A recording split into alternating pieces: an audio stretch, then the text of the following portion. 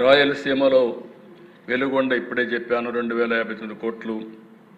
ఉప్పర పెన్న అది ఏదైతే పేరూరు రిజర్వాయర్కి నీళ్లు తీసుకుపోవడం, భైరవాని తిప్ప, హంద్రినీవా నుంచి మడకసర బ్రాంచ్ కెనాల్, హంద్రినీవా నుంచి ఫేజ్ 2 మెయిన్ కెనాల్, అడవిపల్లి నుంచి చిత్తూరు వరకు నీవా వరకు పూర్తి చేయడం, GNSS కడప వరకు తీసుకెళ్లడం, ఈ అన్నిటికి కలిపి 7,853 కోట్లు అవుతుంది.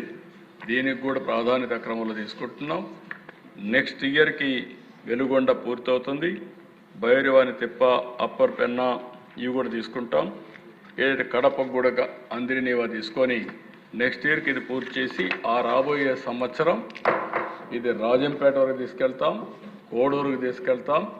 మొత్తం రాయలసీమకు నీళ్ళిచ్చి రాయలసీమ రాళ్లసీమ కాదు రతనాల సీమ చేసే బాధ్యత ఈ ప్రభుత్వం తీసుకుంటుందని చెప్పి కూడా నేను మీకు తెలియజేస్తున్నా.